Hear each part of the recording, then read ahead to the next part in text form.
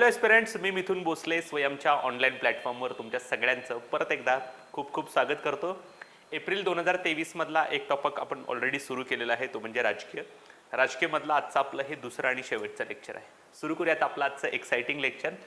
फार इंटरेस्टिंग आणि महत्त्वाची न्यूज त्या ठिकाणी आहे.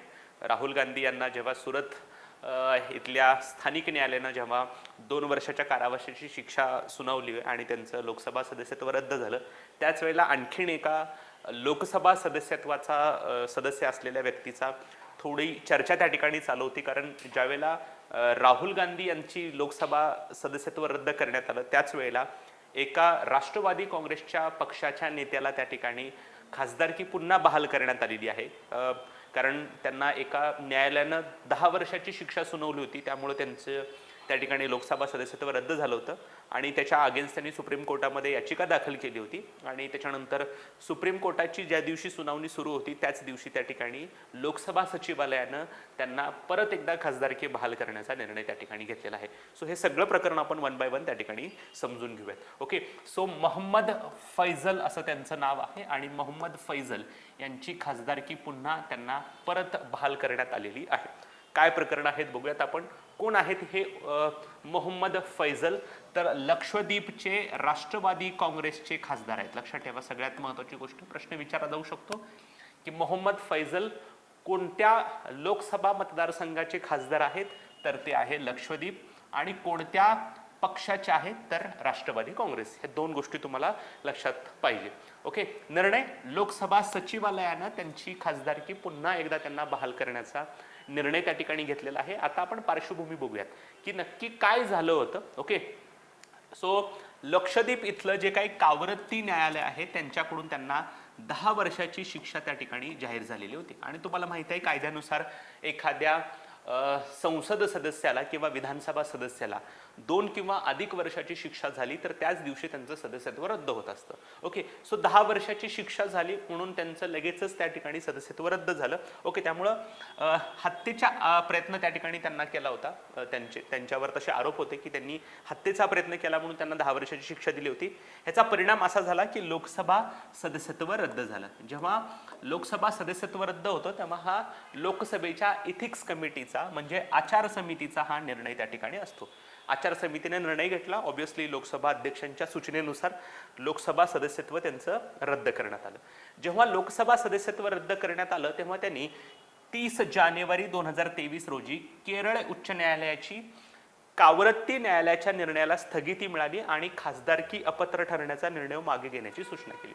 आता हे कावरत्ती न्यायालयाने त्यांना 10 वर्षाची शिक्षा दिली म्हणून मोहम्मद फैजल यांनी केरळ उच्च न्यायालयामध्ये याच्या विरोधात याचिका दाखल केली की अशा प्रकारे माझ्याकडे जे आरोप झालेले आहेत ते चुकीचे आहेत आणि मला 10 वर्षाची शिक्षा विनाकारण दिली जाते, म्हणून त्यांनी केरळ उच्च न्यायालयात याचिका दाखल केली. केरळ उच्च न्यायालयानं त्यांचं म्हणणं ऐकून घेतलं आणि 30 जानेवारी 2023ला केरळ उच्च न्यायालयाने एक महत्त्वाचा निर्णय दिला की हा जो कावरत्ती न्यायालयातनं 10 वर्षाची शिक्षा देण्याचा निर्णय दिलेला आहे त्याला त्या ठिकाणी स्थगिती दिली जावी आणि त्यांना खासदारकी अपात्र ठरवण्याचा निर्णय त्या ठिकाणी पाठीमागे घ्यावा. याचा अर्थ केरळ उच्च न्यायालयाने थोडा त्यांना दिलासा दिला. त्यांचं म्हणणं होतं की जो काही निर्णय आहे त्याला स्थगिती द्या आणि खासदारकी अपात्र ठरण्याचा निर्णय त्यांना मागे घेण्याची सूचना द्या. ओके, सगळ्यात महत्त्वाची गोष्ट, त्यावेळेला एक निवडणूक आयोगानं महत्त्वाची गोष्ट केली की निवडणूक आयोगानं हा निर्णय जेव्हा ऐकला तेव्हा लक्षद्वीपमधील लोकसभा मतदारसंघाची पोटनिवडणूक पुढे ढकलली. लक्षात ठेवा, जेव्हा एखादा विधानसभा किंवा लोकसभा सदस्य अपात्र ठरतो तेव्हा निवडणूक आयोग लगेच त्या ठिकाणी काय करत असतो? पोटनिवडणुकीची घोषणा करत असतो. परंतु केरळ उच्च न्यायालयानं स्पष्टपणे सांगितलं की हा जो काही निर्णय आहे तो निर्णय मागे घ्या. तेव्हा लगेच निवडणूक आयोगानं काय केलं की पोटनिवडणूक पुढे ढकलली की बाबा आता ही न्यायालयीन प्रोसेस सुरू आहे, आपण लगेच पोटनिवडणूक घेणं योग्य ठरणार नाही. ही पोटनिवडणूक पुढे ढकलण्यात. आता बघा, सगळ्यात महत्त्वाची गोष्ट काय आहे की केरळ उच्च न्यायालयानं स्पष्टपणे सांगितलं की स्थगिती देतोय आम्ही. आणि दुसरी महत्त्वाची गोष्ट, खासदारकी अपात्र ठरवण्याचा निर्णय त्या ठिकाणी मागे घ्या अशी स्पष्टपणे सूचना दिली होती. परंतु लोकसभा सचिवालयाकडून हे म्हणणं ऐकून घेतलं जात नव्हतं आणि लोकसभा सचिवालयाकडून त्यांना पुन्हा खासदारकी बहाल होत नव्हती. सो लोकसभा सचिवालयानं तसं ऐकायला पाहिजे होतं केरळ उच्च न्यायालयाचं, कारण केरळ उच्च न्यायालयानं स्पष्टपणे सांगितलं होतं की निर्णयाला स्थगिती द्या आणि अपात्र ठरवण्याचा निर्णय पाठीमागे घ्या. तरी पण लोकसभा सचिवालयाकडून त्यांना पुन्हा खासदारकी बहाल होत नाही, म्हणून हे मोहम्मद फैजल कुठे गेले? सुप्रीम कोर्टामध्ये गेले. सुप्रीम कोर्टामध्ये परत त्यांनी दाद मागितली, म्हणजे कावरती न्यायालयानं शिक्षा दिली, त्याच्या अगेन्स्ट ते केरळ उच्च न्यायालयात गेले. केरळ उच्च न्यायालयाने त्यांना दिलासा दिला, तरी पण लोकसभा सचिवालय ऐकत नव्हतं, म्हणून हा माणूस कुठे गेला? डायरेक्ट सुप्रीम कोर्टामध्ये गेला. आणि सुप्रीम कोर्टामध्ये 29 मार्च 2023 रोजी याच्याबद्दल त्या ठिकाणी काय होणार होती? सुनावणी होणार होती. आणि त्याच वेळेला त्या ठिकाणी सुनावणीच्या दिवशी लोकसभा सचिवालयाकडून त्यांना सदस्यत्व बहाल करण्यात आलं. म्हणजे जेव्हा हे सगळे प्रोसेस होणार होती, कारण त्यांना माहिती होतं लोकसभा सचिवालय की त्यांच्या बाजूनं निकाल लागणार नाहीये, कारण केरळ उच्च न्यायालयाने त्यांना दिलासा दिला होता, त्यांना सूचना केलेली होती तशी, तरी पण लोकसभा सचिवालयाकडून ऐकलं जात नव्हतं. आणि फायनली 29 मार्च 2023 रोजी सर्वोच्च न्यायालयातील सुनावणीच्या दिवशीच लोकसभा सचिवालयाने त्यांना पुन्हा सदस्यत्व बहाल केलं, कारण त्यांना माहित होतं की त्यांच्या विरोधात निकाल लागणार आहे. ओके, सो प्रश्न विचारताना आयोग दोन गोष्टीवर विचारू शकतं की मोहम्मद फैजल हे जे काही खासदार होते ते कोणत्या मतदारसंघातून होते किंवा ते कोणत्या पक्षाचे होते, आणि सगळ्यात महत्त्वाची गोष्ट विथ रेफरन्स टू GS की त्यांना खासदारकीसाठी अपात्र ठरवण्याचा आधार काय होता. सो अधिक माहितीमध्ये आपण बघूयात काय प्रकार आहे. भारतीय राज्यघटनेतील कलम 102(1)(e) आणि लोकप्रतिनिधी कायदा म्हणजे रिप्रेझेंटेशन ऑफ पीपल ऍक्ट 1951च्या कलम 8 नुसार कोणत्याही न्यायालयानं 2 किंवा अधिक वर्षासाठी एखाद्या व्यक्तीला शिक्षा ठोठावली तर संबंधित खासदार किंवा आमदार म्हणून तो लगेचच अपात्र त्या ठिकाणी होतो. हे सगळं तुम्हाला आणखीन डिटेलमध्ये बघायचं असेल तर आमच्या मार्च महिन्याच्या चालू घडामोडीमध्ये हे राहुल गांधी यांची खासदारकी रद्द करण्याचा जो निर्णय झाला होता त्याच्याबद्दल मी डिटेलमध्ये त्या ठिकाणी घेतलेला आहे की राहुल गांधी यांचं नक्की प्रकरण काय त्या ठिकाणी आहे. जर तुम्हाला पाहायचं असेल की एप्रिल महिन्याची मार्च महिन्याची चालू घडामोडीची बॅच आवर्जून बघा. Okay, yes. हॅलो एस्पिरंट्स, आम्हाला पूर्ण कल्पना आहे की तुम्हाला आमचे व्हिडिओ नक्कीच आवडले असतील. या व्हिडिओच्या जर तुम्हाला नोट्स हव्या असतील तर आमचं मिथुन भोसलेज स्वयं नावाचं ॲप जे आहे ते डाउनलोड करा. त्या डाउनलोडमध्ये स्टोअरला जा, स्टोअरमध्ये तुम्हाला बरेच कोर्सेस दिसतील आणि त्या कोर्सेसमधून तुम्हाला हवे असलेल्या महिन्याच्या PDFs तुम्ही नाममात्र शुल्क म्हणजे 21 रुपयामध्ये उपलब्ध करू शकता. धन्यवाद.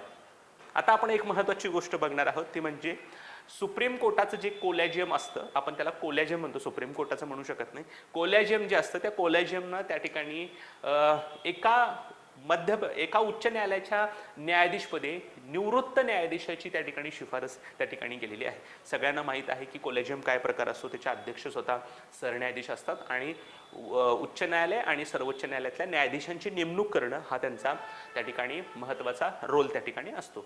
सो मध्य प्रदेश उच्च न्यायालयाच्या न्यायाधीशाची नियुक्ती करण्यासाठी त्या ठिकाणी एका निवृत्त जिल्हा न्यायाधीशाची शिफारस त्या ठिकाणी केलेली आहे आणि एक नवीन पायंडा या धनंजय चंद्रचूड यांच्या नेतृत्वाखालील कोलॅजियमनं रचलेला आहे. कोणती व्यक्ती आहे, कोणत्या न्यायाधीश पदावर नियुक्ती केलेली आहे, ह्याच्या अगोदर असा काय निवृत्त न्यायाधीशाला नियुक्त करण्याचे काही प्रकार झाले होते काय, हे पण आपण त्या ठिकाणी बघणार आहोत.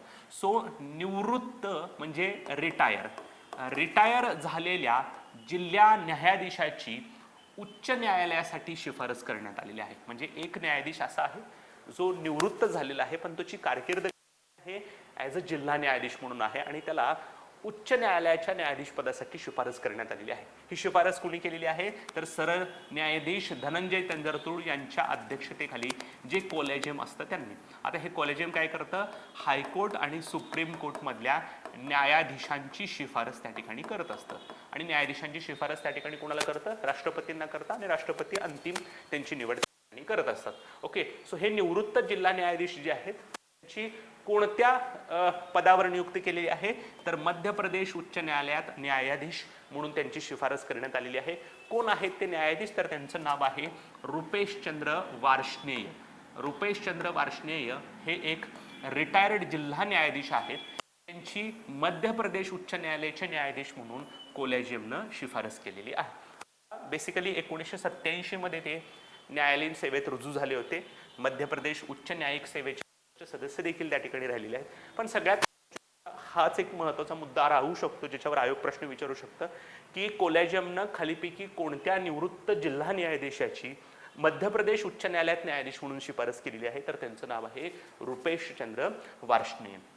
ह्याच्या अगोदर म्हणजे हे तुम्हाला माहित आहे का बघा, तर याच्यापूर्वी उच्च न्यायालयाच्या न्यायमूर्ती पदावरून म्हणजे न्यायाधीश पदावरून निवृत्त झाल्यानंतर सर्वोच्च न्यायालयात न्यायाधीशपदी 2 व्यक्तींची नियुक्ती त्या ठिकाणी करण्यात आली होती. सो बेसिकली एखादा व्यक्ती उच्च न्यायालयातून निवृत्त झाला आहे म्हणजे रिटायर झाला आहे आणि मग त्याला सुप्रीम कोर्टामध्ये न्यायाधीश पद दिलेलं आहे. तर अशा 2 व्यक्ती आहेत. एक आहेत बहारुल इस्लाम 1980 मध्ये आणि दुसरे आहेत फातिमा बीबी. आपण त्यांना सर्वोच्च न्यायालयातील पहिल्या महिला न्यायाधीश देखील म्हणतो. सो माहिती असू द्या की फातिमा बीबी ज्या आहेत त्या उच्च न्यायालयातून रिटायर झाल्या होत्या आणि नंतर सुप्रीम कोर्टाच्या न्यायाधीश म्हणून त्यांची नियुक्ती झाली होती. So most of the times हे जे काही निवृत्त झालेले न्यायाधीश आहेत त्यांना कोणत्याच पदावर त्या ठिकाणी नियुक्त केलं जात नाही, परंतु याच्यापूर्वी उच्च न्यायालयातल्या निवृत्त न्यायाधीशांना सुप्रीम कोर्टातल्या न्यायाधीशपदी त्या ठिकाणी नियुक्त करण्याची शिफारस करण्यात आली होती.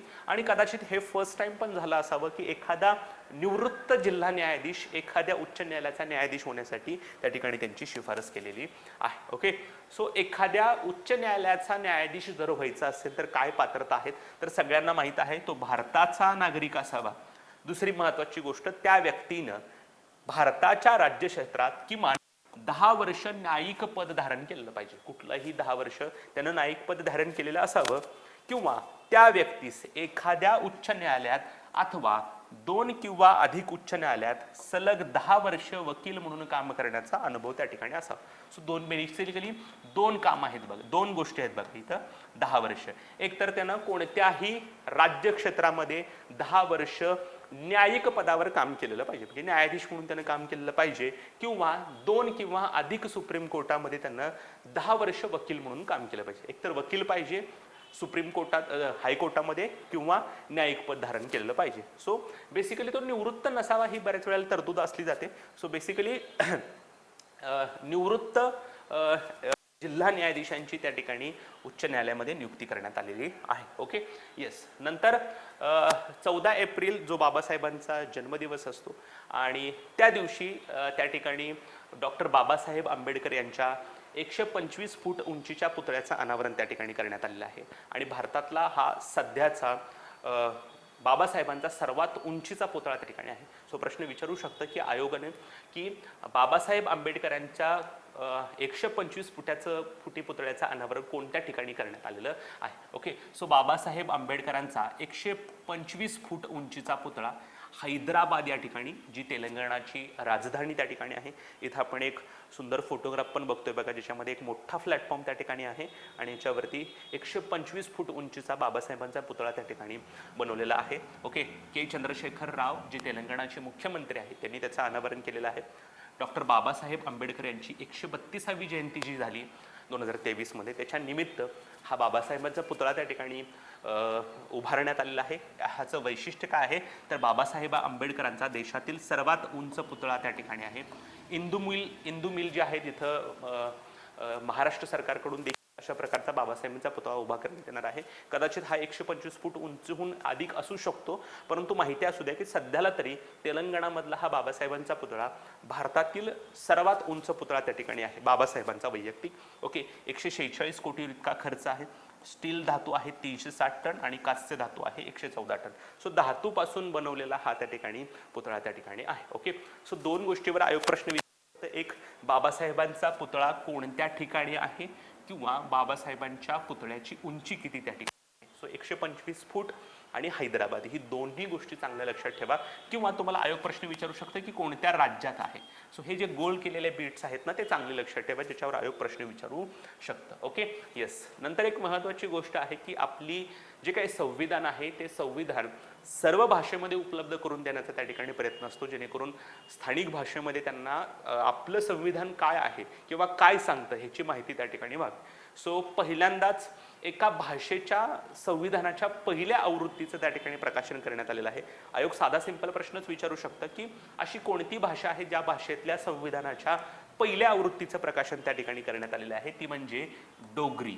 सो संविधानाच्या डोगरी भाषेतील पहिल्या आवृत्तीचं म्हणजे एडिशनचं प्रकाशन त्या ठिकाणी झालेलं आहे. सो डोगरी ही जम्मू काश्मीरची कार्यालयीन भाषा त्या ठिकाणी आहे.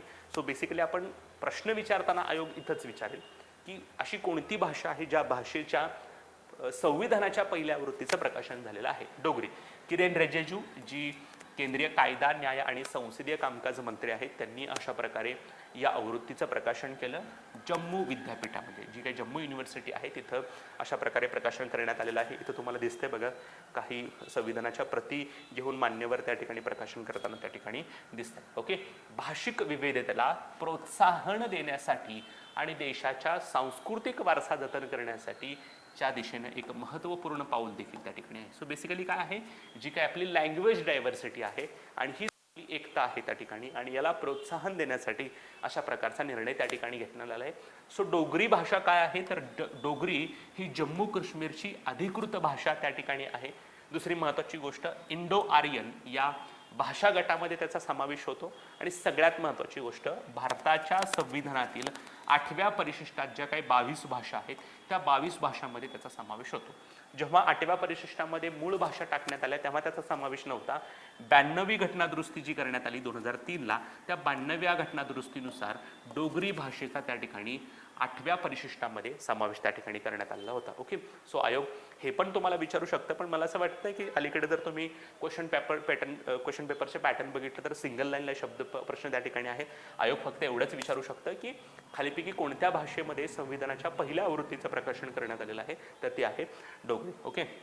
सो हे पण आठवतंय का बघा, 92वी घटनादुरुस्ती 2003ला जेव्हा झाली तेव्हा आणखीन कोणकोणत्या भाषांचा समावेश त्या ठिकाणी झाला होता, त्याच्यासाठी एक शॉर्ट फॉर्म पण आहे बघा, BDMS. ओके. बोडो, डोगरी, मैथिली आणि संथाळी. ओके. ह्या 4 भाषांचा देखील त्याच्यामध्ये समावेश झाला. त्यातली एक आहे डोगरी भाषा. ओके. येस. चलो.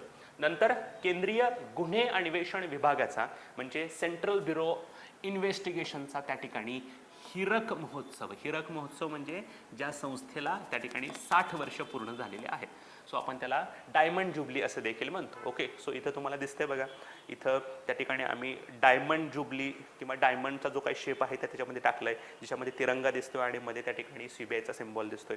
इथं पंतप्रधान त्या कार्यक्रमाला उपस्थित राहिलेले दिसतात. So diamond jubilee of CBI त्या ठिकाणी आहे. सो CBI डिटेलमध्ये मी तुम्हाला सांगणारच आहे त्या ठिकाणी, कारण बऱ्याच वेळेला ही संस्था चर्चेत त्या ठिकाणी असते. या हिरक महोत्सवाचं जे काही सेलिब्रेशन चालू होतं त्याचं उद्घाटन स्वतः पंतप्रधान नरेंद्र मोदी यांनी 3 एप्रिल 2023 रोजी त्या ठिकाणी केलेलं आहे. हिरक महोत्सवी वर्षाचं औचित्य साधून पंतप्रधानांच्या हस्ते विशेष टपाल तिकीट आणि स्मृती नाण्याचं अनावरण करण्यात आलं. इथं तुम्हाला दिसते बघा, इथं टपाल तिकीट त्या ठिकाणी दिसते आणि नाण्याचं नंतर अनावरण करण्यात आलं होतं. सो CBIच्या स्थापनेला 60 वर्ष किंवा हिरक महोत्सव त्या ठिकाणी म्हणून पंतप्रधानांच्या हस्ते टपाल तिकीट आणि स्मृती नाण्यांचं देखील अनावरण करण्यात आलं. आता ही CBI काय बघा, तर 1 एप्रिल 1963ला केंद्रीय गृह मंत्रालयानं ठरावाद्वारे या संघटनेची स्थापना केलेली आहे. याचा अर्थ ही संस्था त्या ठिकाणी आपण म्हणू शकतो की कॉन्स्टिट्युशनल पण नाहीये आणि दुसरी महत्त्वाची गोष्ट वैधानिक पण नाही. बाय लॉ त्याची स्थापना केली नाही, तर लक्षात ठेवा ठरावानं त्याची स्थापना केलेली आहे. आणि हा ठराव कोणी केला होता? केंद्रीय गृह मंत्रालयानं. सध्याला हे जे काही CBI नावाची संस्था आहे ती कोणत्या मंत्रालयाच्या अखत्यारीत काम करते, तर लक्षात ठेवा कार्मिक, सार्वजनिक तक्रार आणि निवृत्ती वेतन. हे कदाचित आपल्याला कन्फ्यूज करण्यासारखं असू शकतं, कारण आयोग प्रश्न विचारू शकतं की CBI संस्था केंद्रीय गृह मंत्रालयाच्या अंतर्गत काम करते. नाही, तर केंद्रीय गृह मंत्रालयानं ठराव करून त्याची स्थापना केलेली आहे, परंतु केंद्रीय कार्मिक, सार्वजनिक तक्रार आणि निवृत्ती वेतन मंत्रालयाकडून त्याचं त्या ठिकाणी काय करण्यात आलं, त्याच्या अंतर्गत ती काम करत असते. नवी दिल्ली इथं मुख्यालय आहे. सुबोध कुमार जयस्वाल हे सध्याला महासंचालक आहेत. उद्यमी, निष्पक्षता आणि सत्यनिष्ठा, इंडस्ट्री इम्पार्शलिटी, इंटिग्रिटी अशी त्याची ब्रीदवाक्य त्या ठिकाणी आहे. सगळ्यात महत्त्वाची गोष्ट जो काय राईट टू इन्फॉर्मेशन कायदा आहे किंवा RTI ॲक्ट जो आहे, त्या RTI ॲक्टमधल्या तरतुदींमधून त्याला सूट देखील आहे. बऱ्याच तरतुदींमधून त्यांना सूट देण्यात आलेली आहे. सगळ्यात महत्त्वाची गोष्ट, जेव्हा 1963 मध्ये या संघटनेची स्थापना झाली होती तेव्हा मूळ अधिकार क्षेत्र म्हणजे कोणत्या गोष्टीवर ते त्या ठिकाणी इन्व्हेस्टिगेशन करू शकत होते, तर लाचखोरी म्हणजे ब्राईब आणि सरकारी भ्रष्टाचार, या म्हणजे ब्राईब आणि करप्शन या 2 गोष्टींची चौकशी करण्यासाठी CBIची त्या ठिकाणी स्थापना करण्यात आली होती. परंतु 1965 मध्ये या संघटनेच्या अधिकार क्षेत्राचा विस्तार करण्यात आला आणि सगळ्यात महत्त्वाची गोष्ट करण्यात आली की केंद्र सरकारने जे जे काही कायदे केलेले आहेत त्या कायद्यांचं उल्लंघन असेल, बहुराज्यामध्ये काही संघटित गुन्हेगारी त्या ठिकाणी असेल, बहु एजन्सी किंवा आंतरराष्ट्रीय प्रकरणाची काही तपासणी करण्याची असेल तर या ठिकाणी त्यांना अधिकार क्षेत्र देण्यात आलं. सो बेसिकली भारत सरकारद्वारे लागू केलेल्या केंद्रीय कायद्यांचं उल्लंघन, बहुराज्य संघटित गुन्हेगारी आणि आंतरराष्ट्रीय प्रकरणे तपासणे. ओके, सो पूर्वी फक्त जिथं ब्राईब आणि करप्शन यांची चौकशी केली जायची, नंतर त्याचा विस्तार त्या ठिकाणी वाढवण्यात आला. पण सगळ्यात महत्त्वाची गोष्ट एक फार महत्त्वाची आहे, जर CBIला त्या ठिकाणी एखाद्या राज्यामध्ये येऊन जर तपास करायचा असेल तर त्या राज्यांची सामान्य मंजुरी आवश्यक त्या ठिकाणी असते. आपण त्याला जनरल कॉन्सेंट असं देखील म्हणतो. फॉर एक्झाम्पल महाराष्ट्र राज्यानं मध्यंतरी CBIला दिलेली मंजुरी काढून घेतली होती जेव्हा महाविकास आघाडीचं सरकार होतं, परंतु जेव्हा शिंदे आणि फडणवीस सरकार यांचं सरकार आलं त्या ठिकाणी शिंदे फडणवीस यांचं त्यांनी सामान्य मंजुरी दिली. याचा अर्थ समजा गुजरात राज्यामध्ये एखाद्या प्रकरणाचा तपास करायचा असेल तर गुजरात राज्याला CBIला अशा प्रकारे तपासाची परमिशन देण्यासाठी सामान्य मंजुरी द्यावी लागते. कोणतंही राज्य CBIला सामान्य मंजुरी देऊ शकतं आणि सामान्य मंजुरी दिलेली काढून पण घेऊ शकतो. सो बरेच महाराष्ट्रात देशातली राज्य आहेत ज्यांनी CBIला गुन्ह्यांचा तपास करण्यासाठी दिलेली सामान्य मंजुरी काढून त्या ठिकाणी घेतलेलं आहे. फॉर एक्झाम्पल पश्चिम बंगाल असेल, राजस्थान असेल, नॉर्थ ईस्टर्न मधले काही स्टेट्स आहेत ज्यांनी CBIला तपासासाठी सामान्य मंजुरी त्या ठिकाणी काढून घेतलेली आहे. याचा अर्थ जर CBIला एखाद्या राज्यामध्ये एखाद्या प्रकरणाचा तपास करायचा असेल तर त्या राज्य सरकारची परमिशन घेणं गरजेचं आहे. ओके, सगळ्यात महत्त्वाची गोष्ट. अदरवाईज त्या ठिकाणी जर परमिशन दिली नाही तर CBIला अशा प्रकारे कोणत्याही राज्यात जाऊन प्रकरणाची तपासणी करता येणार नाही. ओके, येस, चलो आलं लक्षात सगळ्यांना. चलो नंतर एक महत्त्वाची गोष्ट आहे, एक चर्चेतलं गाव आहे त्याचं नाव आहे माना. हे गाव कुठं आहे तर उत्तराखंड राज्यामध्ये आहे. आता हे का चर्चेत आहे तर या गावाच्या प्रवेशद्वारावर त्या ठिकाणी एक साइन बोर्ड होता. साइन बोर्ड म्हणजे तुम्ही बघता बघा, जेव्हा तुम्ही एखाद्या रस्त्यावरून ट्रॅव्हल करत असता तेव्हा आगामी गाव कुठलं आहे, XYZ गाव किती किलोमीटर राहिलेलं आहे, किंवा एखाद्या शहराची कमान वगैरे त्या ठिकाणी दिसतात, आपण त्याला साइन बोर्ड म्हणतो. सो या गावाच्या प्रवेशद्वारावर एक नवीन साइन बोर्ड बसवण्यात आलेला आहे. पूर्वी त्याच्या गावाचं नाव, त्याची ओळख साइन बोर्ड होतं शेवटचे भारतीय गाव, लास्ट विलेज ऑफ इंडिया अशी त्याची ओळख होती. परंतु नुकतंच सीमा रस्ते संघटना म्हणजे बॉर्डर रोड ऑर्गनायझेशननं त्या ठिकाणी एक नवीन बोर्ड बसवलेला आहे, त्याचं नाव आहे फर्स्ट इंडियन विलेज ऑफ माना. सो प्रश्न विचारला जाऊ शकतो की भारताचं पहिलं भारतीय गाव किंवा फर्स्ट इंडियन विलेज म्हणून खालीपैकी कोणत्या शहरा किंवा गावाचं नामकरण करण्यात आलेलं आहे तर ते आहे माना. सो इथं दिसते बघा, लास्ट इंडियन विलेज असा जुना बोर्ड त्या ठिकाणी होता आणि आता हा नवीन बोर्ड दिसतोय बघा, फर्स्ट इंडियन विलेज माना. सो पूर्वी ज्याची ओळख लास्ट इंडियन विलेज होती आता फर्स्ट इंडियन विलेज त्या ठिकाणी झालेली आहे. सो प्रश्न आयोग विचारू शकतं की माना हे चर्चेत असलेलं गाव खालीपैकी कोणत्या राज्यात आहे किंवा पहिले भारतीय गाव म्हणून खालीपैकी कोणत्या गावाची ओळख त्या ठिकाणी आहे तर ते गाव आहे माना. आणि हा साइन बोर्ड जो लावलेला आहे तो कुणी लावलेला आहे, बॉर्डर रोड ऑर्गनायझेशननं लावलेला आहे.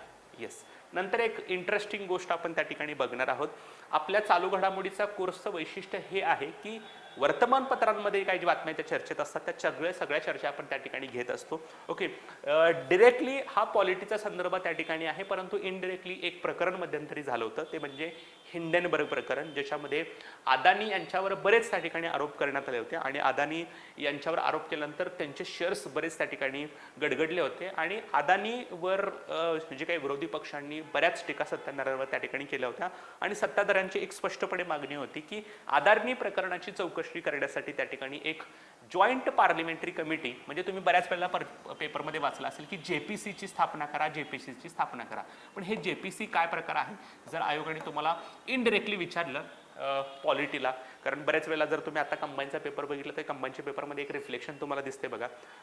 इकॉनॉमिक्स या सेक्शनमध्ये बजेटवरचा 2023-24च्या बजेटवरचा प्रश्न जर विचारला, सो एखादा जर समजा पॉलिटीचा प्रश्न काढणारा व्यक्ती असेल आणि त्याला जर वाटलं त्या ठिकाणी की बाबा JPC चर्चेत होतं, सो आपण पॉलिटीमध्ये JPCचा प्रश्न विचारूयात. सो काय आहे JPC किंवा जॉईंट पार्लिमेंटरी कमिटी, आपण त्याला संयुक्त संसदीय समिती म्हणतो, त्याच्याबद्दल आपण थोडी माहिती घेणार आहोत. सो चर्चेत असण्याचं कारण काय JPC, तर सगळ्यात महत्त्वाची गोष्ट अदानी उद्योग समूहाच्या घोटाळ्याची चौकशी करण्यासाठी विरोधकांनी जेपीसी स्थापन करण्याची केलेली मागणी. सो अदानी उद्योग समूहामध्ये जो काही घोटाळा झाला आहे किंवा हिंडनबर्ग प्रकरणामध्ये अदानी उद्योगावरती जे काही आरोप झालेले आहेत त्या आरोपांची चौकशी व्हावी म्हणून विरोधकांनी एक मागणी केलेली आहे की जेपीसीची तुम्ही स्थापना करा. सो आता हे जेपीसी म्हणजे काय तर जॉईंट पार्लिमेंटरी कमिटी, सगळ्यात महत्त्वाची गोष्ट. आता त्याचा उद्देश काय असतो तर याचा उद्देश असतो की एखाद्या प्रकरणाची सखोल चौकशी करणं, ज्याच्यामध्ये राष्ट्राचं हित असेल किंवा एखाद्या गोष्टीबद्दल लोकांना माहिती व्हावी हे काय प्रकरण आहे, तर त्यासाठी ही जेपीसी स्थापन केली जाते. ह्याचं स्वरूप काय असतं तर त्याचं असतं स्वरूप ॲडहोक. ॲडहोक म्हणजे काय, ही एक तत्कालीन समिती असते, म्हणजे तात्पुरत्या स्वरूपात असते. याचा अर्थ ही एक अस्थायी समिती असते, म्हणजे परमनंटली त्याची समिती स्थापना केली जात नाही. एखाद्या प्रकरणाची गांभीर्यता बघून या समितीची स्थापना केली जाते. त्याला आपण म्हणतो ॲडहोक समिती किंवा अस्थायी समिती किंवा तत्कालीन समिती. परिस्थिती बघून त्या ठिकाणी केंद्र सरकारकडून किंवा जे काही स्थापित सरकार आहे त्याच्याकडून त्याची स्थापना केली जाते. आता ह्याची स्थापना कशी केली जाते बघा. याच्यासाठी एका सभागृहानं तसा प्रस्ताव मांडावा लागतो आणि तो स्वीकारावा लागतो. कुठल्याही सभागृहानं, लोकसभा असू शकतं किंवा राज्यसभा असू शकतं. म्हणून आपण एका सभागृहानं प्रस्ताव स्वीकारला आणि दुसऱ्या सभागृहानं त्या ठिकाणी त्याला जर पाठिंबा दिला, समजा पहिल्यांदा अशा प्रकारे लोकसभामध्ये प्रस्ताव मांडण्यात आला, लोकसभेने त्याला मंजुरी दिली आणि राज्यसभेने त्याला पाठिंबा दिला, तर अशा वेळेला त्या ठिकाणी या जॉईंट पार्लमेंटरी कमिटीची स्थापना त्या ठिकाणी होत असते. सभागृहाची संयुक्त बैठक आपण बोलत नाही बरं का. संयुक्त बैठक हा वेगळा प्रकार आहे. जर एखाद्या कायद्याच्या संमतीवरून वाद निर्माण झाला असेल तर संयुक्त बैठकीची तरतूद आहे. आपण संयुक्त बैठक म्हणत नाही, जॉईंट पार्लिमेंटरी कमिटी म्हणतोय. जॉईंट पार्लिमेंटरी कमिटी म्हणजे काय, जिथं लोकसभा आणि राज्यसभेचे दोन्ही सदस्य त्या ठिकाणी असतात आणि निवडलेले सदस्य त्या ठिकाणी असतात. इथं जेव्हा संयुक्त बैठक असते तेव्हा दोन्हीच्या दोन्ही सभागृह अख्खे त्या ठिकाणी बसलेले असतात आणि अशा प्रकारे ते किंवा त्याच्या विधेयकाला किंवा विधेयक मंजूर करण्याचा प्रयत्न करत असतात. आपण इथं जॉईंट पार्लिमेंटरी कमिटी बद्दल बोलतोय. जसं तुम्ही संसदीय समित्या बघता, त्या संसदीय समितीचा प्रकार त्या ठिकाणी एक आहे, परंतु ही एक तत्कालीन किंवा अस्थायी स्वरूपाची समिती त्या ठिकाणी आहे. सो एका सभागृहाने प्रस्ताव स्वीकारला आणि जर दुसऱ्या सभागृहाने त्याला पाठिंबा दिला तर अशा प्रकारे या जेपीसीची स्थापना त्या ठिकाणी केली जाते. दुसरा प्रकार आणखीन एक आहे, दोन्ही सभागृहाचे अध्यक्ष, म्हणजे आपण त्याला पीठासीन अधिकारी म्हणतो, लोकसभेचे अध्यक्ष आणि राज्यसभेचे सभापती, ह्या दोघांनी जर एकमेकांना पत्र लिहून आणि एकमेकांशी संवाद जर साधला तर अशा वेळेला देखील समितीची स्थापना करू शकते. याचा अर्थ या समितीची स्थापना करण्यासाठी दोन मार्ग आहेत. एक, कुठल्या तरी एका सभागृहाने प्रस्ताव स्वीकारावा आणि दुसऱ्या सभागृहाने त्याला पाठिंबा द्यावा, किंवा दोन्ही सभागृहाच्या पीठासीन अधिकाऱ्यांनी म्हणजे लोकसभेच्या अध्यक्षांनी आणि राज्यसभेच्या सभापतींनी एकमेकांसोबत पत्रव्यवहार करावा किंवा एकमेकांसोबत डिस्कशन करावं आणि मग अशा प्रकारे जेपीसीची स्थापना होऊ शकते. सो दोन मार्गाने जेपीसीची स्थापना होऊ शकते. आता ह्याच्यामध्ये सदस्य संख्या, ही जी काही जॉईंट पार्लमेंटरी कमिटी आहे याची संख्या किती असावी, तर त्याची संख्या निश्चित नसते, परंतु एक ट्रेंड फॉलो केला जातो, तो म्हणजे लोकसभा आणि राज्यसभेतील खासदार त्या ठिकाणी असतात, परंतु लोकसभेचे सदस्य हे राज्यसभेच्या तुलनेत दुप्पट असतात. फॉर एक्झाम्पल, राज्यसभेचे सदस्य हे लोकसभेचे सदस्य हे राज्यसभेच्या सदस्यांच्या दुप्पट त्या ठिकाणी असतात. फॉर एक्झाम्पल, राज्यसभेचे 10 सदस्य असतील तर 10 गुणिले 2 किती झाले, 20. याचा अर्थ राज्यसभेचे सदस्य लोकसभेच्या निम्मे असतात किंवा लोकसभेचे सदस्य राज्यसभेच्या दुप्पट त्या ठिकाणी असतात. सो महत्वाची गोष्ट आहे, या समितीमध्ये लोकसभा आणि राज्यसभेतील खासदारांचा त्या ठिकाणी समावेश असतो. मी मंत्री असा शब्द वापरलेला नाही, मंत्री पण असू शकतो आणि मंत्री नसू पण शकतो. सो राज्यसभेतील आणि लोकसभेतील खासदारांचा समावेश असतो. लोकसभेचे सदस्य हे राज्यसभेच्या तुलनेत दुप्पट असतात. फॉर एक्झाम्पल, तुम्ही लिहून पण ठेवू शकता, इथे लोकसभेचे 20 असतील तर राज्यसभेचे 10 असतील, लोकसभेचे 10 असतील तर राज्यसभेचे 5 असतील. सो राज्यसभेचे निम्मे असतात असं पण आपण म्हणू शकतो. आता ह्या जॉईंट पार्लिमेंटरी कमिटीला काय अधिकार आहेत? सगळ्यात महत्त्वाची गोष्ट, ते कोणत्याही व्यक्ती आणि संस्थेला बोलवून त्यांची चौकशी करू शकतात. जर त्यांना वाटलं की संबंधित व्यक्तींना आपल्याला बोलवून चौकशी करायला पाहिजे तर त्या व्यक्तीला बोलवून ते चौकशी करू शकतात. दुसरी महत्त्वाची गोष्ट, जर त्या व्यक्तीला आणि संस्थेला बोलवण्यासाठी त्यांनी समन डिक्लेअर केला असेल आणि तो समितीसमोर जर उपस्थित नाही राहिला तर तो सभागृहाचा अवमान, त्या ठिकाणी समजला जातो. म्हणजे एखाद्या व्यक्तीला किंवा संस्थेला बोलवलेलं आहे आणि ती व्यक्ती समितीसमोर जर हजर झाली नाही तर तो सभागृहाचा अवमान म्हणजे अपमान त्या ठिकाणी समजला जाऊ शकतो. दुसरी महत्त्वाची गोष्ट, लेखी आणि तोंडी पुरावे गोळा करता येऊ शकतात. संबंधित महत्त्वाची कागदपत्रे तपासण्याचा अधिकार त्या ठिकाणी आहे. आणि दुसरी महत्त्वाची गोष्ट, हे काही महत्त्वाचे अधिकार आहेत परंतु शक्यतो जे काही मंत्री आहेत मंत्र्यांना या समितीसाठी बोलवलं जाऊ शकत नाही. सो फार कमी वेळा होतं की एखाद्या मंत्र्याला बोलवलं जातं, परंतु शक्यतो एखाद्या प्रकरणामध्ये जेपीसी बसवली असेल तर अशा प्रकारे त्यांना बोलवलं जात नाही. ओके, अशा प्रकारची पहिली जेपीसी जॉईंट पार्लिमेंटरी कमिटी कधी बसवली होती तर राजीव गांधी जे माजी पंतप्रधान आहेत त्यांच्यावर बोफोर्स तोफा खरेदी प्रकरणामध्ये भ्रष्टाचाराचे आरोप त्या ठिकाणी झाले होते. सो पहिल्यांदा राजीव गांधी यांच्या विरोधात जेव्हा बोफोर्स तोफेबद्दल त्या ठिकाणी आरोप झाले होते, त्या बोफोर्स तोफेच्या खरेदी प्रकरणाची चौकशी करण्यासाठी 1987 मध्ये बी शंकरानंद यांच्या अध्यक्षतेखाली पहिली जेपीसी त्या ठिकाणी स्थापन केली होती. सो आयोग हा पण प्रश्न विचारू शकतो की जेपीसी कोणत्या प्रकरणासाठी स्थापन झाली होती. सो बोफोर्स तोफा खरेदी प्रकरणामध्ये भ्रष्टाचाराच्या आरोपाची चौकशी करण्यासाठी 1987 मध्ये बी शंकरानंद यांच्या अध्यक्षतेखाली या समितीची स्थापना केली होती. आतापर्यंत जर बघायला गेलं तर 7 टोटल म्हणजे तसे 8 आहेत बोफोर्स तोफा खरेदी प्रकरण धरून. बऱ्याच जेपीसी आहेत बघा.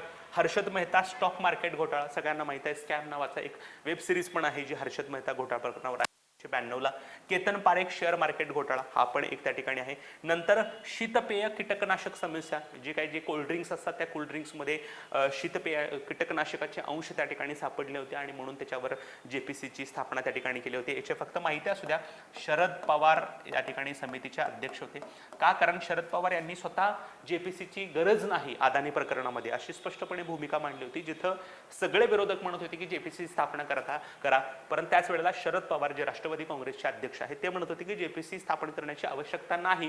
कशासाठी? अदानी प्रकरणासाठी. परंतु स्वतः शरद पवार त्या ठिकाणी शीतपेय कीटनाशक समस्या जी झाली होती त्याच्यासाठी जी काही जेपीसी स्थापन केली होती त्या जेपीसी समितीचे स्वतः त्या ठिकाणी अध्यक्ष देखील होते शरद पवार. नंतर 2G स्पेक्ट्रम घोटाळा, याच्यामध्ये पण त्या ठिकाणी अशा प्रकारे त्या ठिकाणी जेपीसीची स्थापना होती. अति महत्त्वाच्या व्यक्तींसाठी चॉपर खरेदी, जे काही व्हेरी इम्पॉर्टंट पर्सन्स आहेत त्यांच्यासाठी चॉपर किंवा एक हेलिकॉप्टर खरेदी करण्यासाठी एक घोटाळा झाला होता. नंतर भूसंपादन असेल 2015 मध्ये, ओके, त्याला आपण लँड ॲक्विजिशन म्हणतो. आणि वैयक्तिक डेटा संरक्षण विधेयक 2021, ओके 19. सो मोदी यांच्या काळामध्ये ह्या 2 जेपीसी स्थापन केलेले आहेत. एक आहे भूसंपादन, आपण त्याला लँड ॲक्विजिशन म्हणतो, आणि वैयक्तिक डेटा संरक्षण विधेयक जे होतं त्याच्यासाठी पण अशा प्रकारे जेपीसीची स्थापना केली होती. नंतर आणखीन एक गोष्ट आहे बघा, CAA सिटीजन अमेंडमेंट ऍक्ट, आपण त्याला नागरिकत्व सुधारणा कायदा देखील म्हणतो. या कायद्याची चौकशी करण्यासाठी देखील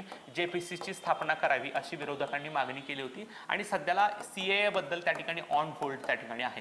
अजून CAAच्या संदर्भात अशा प्रकारची समिती स्थापन झाली नाही, परंतु CAAच्या संदर्भात जेपीसी स्थापन केली जावी म्हणून देखील लोकांकडून किंवा विरोधकांकडून मागणी केली होती, मात्र सध्याला ती ऑन होल्ड त्या ठिकाणी आहे. सो सगळ्यांना समजलं असेल की जेपीसी काय प्रकरण आहे. जेपीसी म्हणजे लोकसभा आणि राज्यसभेच्या खासदारांची एक संयुक्त पार्लमेंटरी कमिटी असते, ज्याच्यामध्ये लोकसभेचे सदस्य राज्यसभेच्या दुप्पट त्या ठिकाणी असतात. एखाद्या विशिष्ट प्रकरणात चौकशी करण्यासाठी या जेपीसीची स्थापना त्या ठिकाणी केली जाते. सध्याला अदानी प्रकरण थोडं चर्चेत आहे म्हणून यासाठी जेपीसी स्थापन करावी अशी त्या ठिकाणी तरतूद आहे. Okay, yes. आता आपण बघणार आहोत संक्षिप्त घडामोडी. संक्षिप्त घडामोडीमध्ये एक महत्त्वाची गोष्ट आहे की 2020, 21, 22 या काळामध्ये जम्मू काश्मीरमध्ये जमीन खरेदी करणाऱ्या अन्य राज्यातील नागरिकांची संख्या जवळजवळ 185 दुसऱ्या राज्यातील नागरिकांनी जम्मू काश्मीरमध्ये जमीन खरेदी केलेली आहे. कारण 2020 मध्ये जेव्हा कलम 370 हटवलं होतं तेव्हा भारतातील इतर राज्यातील नागरिकांना जम्मू काश्मीरमध्ये जमीन खरेदी करण्याची मुभा त्या ठिकाणी देण्यात आली होती. 2020च्या पूर्वी कोणत्याही अन्य राज्यातला व्यक्ती जम्मू काश्मीरमधली जमीन खरेदी करू शकत नव्हता. सो आता ती परमिशन 185 लोकांनी खरेदी केलेली आहे. नंतर फेमा नावाचा कायदा आहे, फॉरेन एक्सचेंज रेग्युलेटिंग ऍक्ट. या कायद्याअंतर्गत विदेशी चलनासंदर्भात कायद्याचं उल्लंघन केल्याप्रकरणी ईडीनं एका संस्थेवर गुन्हा दाखल केलेला आहे, त्याचं नाव आहे BBC इंडिया. BBC इंडिया एक वृत्तसंस्था त्या ठिकाणी आहे. जशा आज तक, ABP माझा, TV9 अशा जे काही वृत्तसंस्था आहे, तशी BBC नावाची BBC इंडिया नावाची एक वृत्तसंस्था आहे. त्यांच्यावर फिमा कायद्याअंतर्गत ईडीनं गुन्हा दाखल केलेला आहे. नंतर महत्त्वाची गोष्ट आहे बघा, डॉक्टर बाबासाहेब आंबेडकर यांच्याशी संबंधित लंडनसह अतिशय महत्त्वाच्या ठिकाणी लोकांना राज्य सरकारच्या खर्चानं नेण्यासाठी एका राज्य सरकारनं घोषणा केलेली आहे, ती म्हणजे मध्य प्रदेश. मध्य प्रदेश सरकार असं म्हणतंय की बाबासाहेबांच्या संदर्भात जी काही ठिकाणं आहेत त्या ठिकाणी राज्य सरकार स्वतःच्या खर्चानं नागरिकांना तिथून नेऊन आणणार आहे. ओडिशा दिवस दरवर्षी उत्कल दिवस म्हणून साजरा केला जातो 1 एप्रिल 2023ला. जसं आपल्या महाराष्ट्राचा आणि गुजरातचा 1 मेला त्या ठिकाणी स्थापना दिवस असतो, तसं त्या ठिकाणी ओडिशा दिवस असतो 1 एप्रिलला. ओके, हॅलो एस्पिरंट्स, आम्हाला पूर्ण कल्पना आहे की तुम्हाला आमचे व्हिडिओ नक्कीच आवडले असतील. या व्हिडिओच्या जर तुम्हाला नोट्स हव्या असतील तर आमचं मिथून भोसलेज स्वयं नावाचं ॲप जे आहे ते डाउनलोड करा. त्या डाउनलोडमध्ये स्टोअरला जा. स्टोअरमध्ये तुम्हाला बरेच कोर्सेस दिसतील आणि त्या कोर्सेसमधून तुम्हाला हवे असलेल्या महिन्याच्या PDFs तुम्ही नाममात्र शुल्क म्हणजे 21 रुपयामध्ये उपलब्ध करू शकता. धन्यवाद. नंतर एक महत्त्वाची गोष्ट आहे, केंद्राचे जे काही निर्णय असतील, धोरणे असतील आणि कामकाज असतील यांच्या संदर्भातची जी काही माहितीची सत्यता आहे ती पडताळण्यासाठी एका संस्थेला अधिकार प्राप्त झालेले आहे, ते म्हणजे PIB. म्हणजे PIB हा ऑथराइज सोर्स त्या ठिकाणी समजला आहे केंद्राचे निर्णय, धोरण आणि कामकाजासंदर्भी, म्हणजे प्रेस इन्फॉर्मेशन ब्युरो. नंतर सगळ्यात महत्त्वाची गोष्ट आहे बघा की एखादं विधेयक जेव्हा विधानसभेकडून मंजूर केलं जातं त्याला राज्यपालाची परमिशन लागते. राज्यपालांनी त्याच्यावर सही केली जात नाही तोपर्यंत त्याचं विधेयकाचं कायद्यामध्ये रूपांतर केलं जात नाही. परंतु राज्यपालांनी किती वेळामध्ये त्या विधेयकावर सही करावे याचं कुठलंच बंधन भारतीय राज्यघटनेमध्ये त्या ठिकाणी नाही आहे. परंतु तामिळनाडू राज्य सरकारनं एक मध्यंतरी ठराव मंजूर केला आहे की त्यांचं म्हणणं असं आहे की राज्यपालांकडे एखादं विधेयक सहीसाठी जेव्हा येईल तेव्हा राज्यपालाला काही कालमर्यादा निश्चित करण्यात यावी आणि त्याच कालमर्यादेमध्ये राज्यपालांनी सही करणं आवश्यक आहे. ओके, सो तमिळनाडू राज्य सरकारनं असा एक ठराव मंजूर केलेला आहे. त्या ठरावानुसार राज्यपालांना एखाद्या विधेयकावर सही करण्यासाठी कालमर्यादा निश्चित करण्यात यावी. ओके, राज्याच्या विधानसभेने मंजुरी दिलेल्या विधेयकांना मान्यता देण्यासाठी राज्यपालांना निश्चित कालावधी ठरवून द्याव्या अशी मागणी करणारी विधानसभा तामिळनाडू. कारण तामिळनाडूचे राज्यपाल आणि मुख्यमंत्री यांच्यामध्ये थोडे वाद सुरू होते. सो तामिळनाडूचं म्हणणं आहे की राज्यपालाने एक विशिष्ट कालावधी द्यावा. नंतर जालियनवाला बाग हत्याकांड जे आहे त्याला 104 वर्ष पूर्ण झालेले आहेत. 13 एप्रिल 1919ला अशा प्रकारची घटना त्या ठिकाणी झालेली होती. ओके, त्याच्याबद्दल मी जास्त सांगणार नाही, तुम्ही इतिहासामध्ये त्याचा संदर्भ वाचला असेल. हिमाचल प्रदेशनं नुकताच एक कायदा रद्द केलेला आहे, तो म्हणजे लोकतंत्र प्रहारी सन्मान कायदा. काय आहे हा लोकतंत्र प्रहारी सन्मान कायदा? तर आणीबाणीच्या काळामध्ये तुरुंगवास भोगलेले जे काही त्या ठिकाणी नागरिक आहेत त्यांना मासिक पेन्शन त्या ठिकाणी दिलं जात होतं 10 आणि 5,000 रुपये. ओके, सो आपल्यामध्ये पण आहे बघा महाराष्ट्र राज्य सरकारची योजना मानधन, आणीबाणी मानधन योजना, ज्याच्यामध्ये आणीबाणीच्या काळात ज्या कार्यकर्त्यांनी तुरुंगवास भोगला पेन्शन त्या ठिकाणी दिलं जातं. सो उत्तराखंडमध्ये आता नवीन सरकार त्या ठिकाणी आलेलं आहे, म्हणून उत्तराखंड सरकारनं जी काही योजना होती त्या ठिकाणी ती बंद केलेली आहे. Okay, yes. नंतर भारतीय निवडणूक आयोगानं आचारसंहिता जी असते त्या आदर्श आचारसंहितेच्या उल्लंघनाबाबतच्या तक्रारी जलद गतीने निकाली काढण्यासाठी एक मोबाईल ॲप्लिकेशन सुरू केलेलं आहे, त्याचं नाव आहे C-Vigil. सो C-Vigil काय आहे तर केंद्रीय निवडणूक आयोगाचं एक मोबाईल ॲप्लिकेशन आहे ज्याच्यामध्ये एखाद्या व्यक्तीनं आदर्श आचारसंहितेचं जर उल्लंघन केलं तर त्याच्याबाबत ज्या काही तक्रारी आहेत त्या तक्रारी निकाली काढल्या जातात आणि त्या जलद गतीने. ओके, नंतर पंचायती राज मंत्रालयाच्या राष्ट्रीय पंचायत राज पुरस्कार 2023 मध्ये सर्वाधिक पुरस्कार कोणत्या राज्याला मिळालेले आहेत तर तेलंगणा राज्याला 8 पुरस्कार त्या ठिकाणी मिळालेले आहेत. ओके, 2 नंबरला आहे केरळ, 3 नंबरला जम्मू आणि आपला आहे महाराष्ट्र. सो राष्ट्रीय पंचायत राज पुरस्कारामध्ये सर्वाधिक पुरस्कार जिंकलेलं राज्य आहे तेलंगणा. ओके, नंतर महत्त्वाची गोष्ट आहे ट्रान्सजेंडर लोकांना पण त्या ठिकाणी मतदानासाठी सपोर्ट करणं, त्यांचा मतदानामध्ये सहभाग वाढवून घेण्यासाठी त्या ठिकाणी कर्नाटक राज्याच्या निवडणूक आयोगाने एका ट्रान्सजेंडर व्यक्तीची त्या ठिकाणी नियुक्ती केलेली आहे. त्यांचं नाव आहे मंजम्मा जोगती, ज्यांना पद्मश्री पुरस्कार देखील त्या ठिकाणी मिळालेला आहे. सो कर्नाटक राज्यातील राज्य निवडणूक आयोगानं तृतीयपंथी समुदायातील अधिक सदस्यांना मतदान नोंदणी आणि मतदान करण्यास प्रोत्साहन करण्यासाठी निवडणूक आयकॉन म्हणून निवड केलेल्या तृतीयपंथी म्हणजे कर्नाटक राज्य सरकारनं, कर्नाटक राज्य निवडणूक आयोगानं तृतीयपंथ्यांचा मतदानामध्ये समावेश वाढवण्यासाठी एक निवडणूक आयकॉन म्हणजे इलेक्शन आयकॉन म्हणून एका व्यक्तीची नियुक्ती केलेली आहे. त्यांचं नाव आहे मंजम्मा जोगती, ज्यांना पद्मश्री पुरस्कार देखील आहे. ओके. नंतर bureau of police research and development या संघटनेनं सादर केलेल्या आकडेवारीनुसार 1,00,000 लोकसंख्येमागे पोलीस कर्मचाऱ्यांचं सर्वात कमी प्रमाण असणारं राज्य आहे बिहार. याचा अर्थ बिहार राज्यामध्ये प्रति 1,00,000 लोकसंख्या पोलिसांचं प्रमाण त्या ठिकाणी कमी आहे. ओके. येस. सो आपण आता नेहमीप्रमाणे एकदा क्विक रिव्हिजन करणार आहोत. क्विक रिव्हिजन आपल्यासाठी महत्त्वाचे आहे कारण जेवढं तुम्ही रिव्हिजन कराल तेवढं आपल्यासाठी त्या ठिकाणी चांगलं राहणार आहे. ओके. येस. सो पहिली न्यूज बघितली होती की मोहम्मद फैजल यांना खासदारकी पुन्हा एकदा बहाल करण्यात आलेली आहे. लक्षद्वीपच्या राष्ट्रवादी पक्षाचे ते खासदार त्या ठिकाणी आहेत.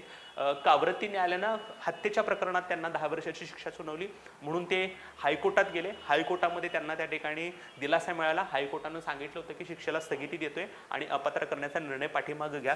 तरी पण त्या ठिकाणी लोकसभा सचिवालयाकडून त्यांची खासदारकी परत दिली जात नव्हती म्हणून हा माणूस सुप्रीम कोर्टामध्ये गेला आणि सुप्रीम कोर्टानं ज्या दिवशी सुनावणी होणार होती त्याच दिवशी लोकसभा सचिवालयानं त्यांना खासदारकी परत एकदा बहाल करण्याचा निर्णय घेतलेला आहे.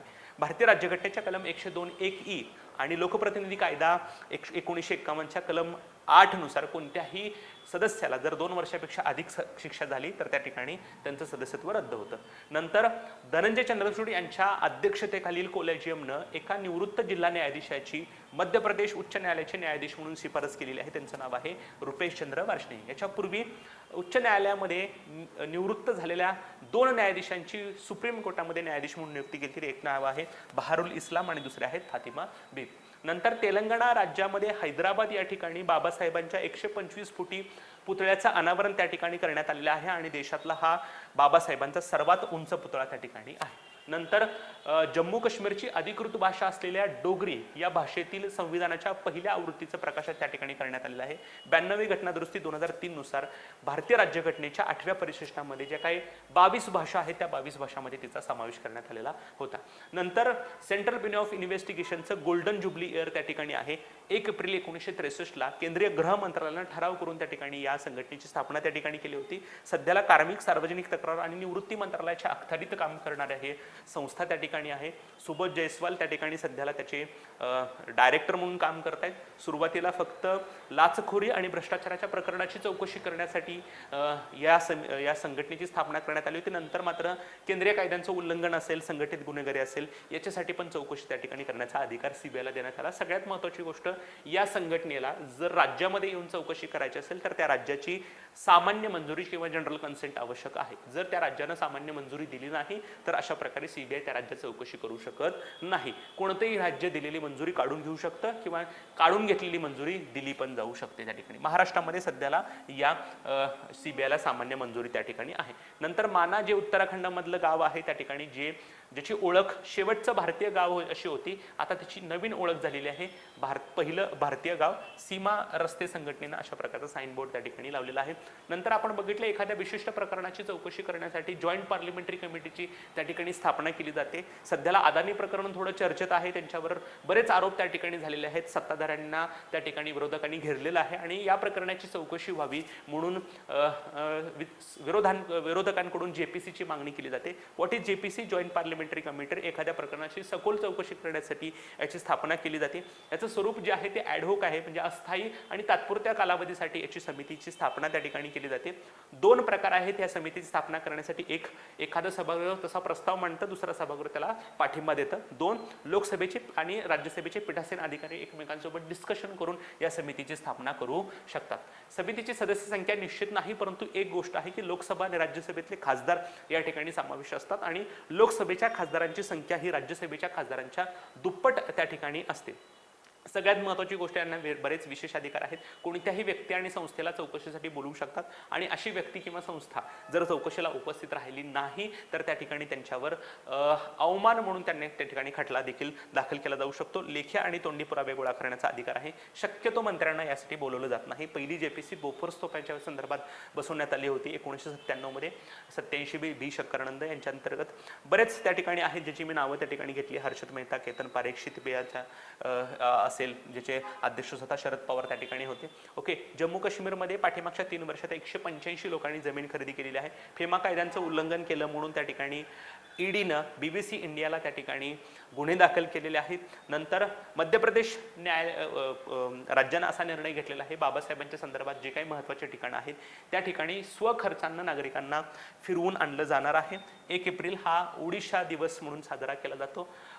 PIB जी असेल ते आता केंद्र सरकारची ऑथराईज सोर्स असेल ज्याच्यामध्ये केंद्राचे निर्णय आणि कामकाजाच्या संदर्भाची माहिती त्या ठिकाणी असेल. नंतर तामिळनाडू राज्यानं असं एक विधेयक मंजूर केलेलं आहे, ज्या विधेयकानुसार किंवा ठराव मंजूर केलेला आहे त्या ठरावानुसार राज्यपालांना विधेयक संमत करण्यासाठी त्या ठिकाणी काय करावं लागणार आहे, विशिष्ट कालावधी द्यायची आहे. जालियनवाला बाग हत्याकांडाला 104 वर्ष त्या ठिकाणी पूर्ण झालेले आहेत. ओके, हिमाचल प्रदेश राज्याची एक त्या ठिकाणी योजना होती लोकतंत्र प्रहारी सन्मान कायदा, जी कायदा रद्द केलेला आहे, ज्या कायद्यानुसार त्या ठिकाणी आणीबाणीच्या काळामध्ये तुरुंगवास भोगलेल्यांना मासिक पेन्शन दिलं जायचं. नंतर आदर्श आचारसंहितेच्या उल्लंघन प्रकरणाची जी काही तक्रारी आहे त्याच्या जलद गतीनं निकाली काढण्यासाठी निवडणूक आयोगानं सी विजिल नावाचं ॲप्लिकेशन सुरू त्या ठिकाणी केलेलं आहे. राष्ट्रीय पंचायत राज पुरस्कार 2023 मध्ये तेलंगणा राज्याला सर्वाधिक पुरस्कार त्या ठिकाणी मिळालेले आहेत. मंजम्मा ज्योती यांची कर्नाटक राज्य निवडणूक आयोगानं त्या ठिकाणी निवडणूक आयकॉन म्हणून त्या ठिकाणी निवड केलेली आहे. त्याचा उद्देश आहे तृतीयपंथीयांचा मतदानामध्ये अधिक समावेश करून घेणं. आणि एका संस्थेच्या अहवालानुसार 1 लाख लोकसंख्येमागे सर्वात कमी पोलीस कर्मचारी कुठं आहे तर बिहार राज्यामध्ये त्या ठिकाणी आहे. ओके, सो आजच्यासाठी आपण इथे थांबतो मित्रांनो. परत भेटूयात नवीन चालू घडामोडी आणि नवीन संकल्पनांसहित. तोपर्यंत धन्यवाद.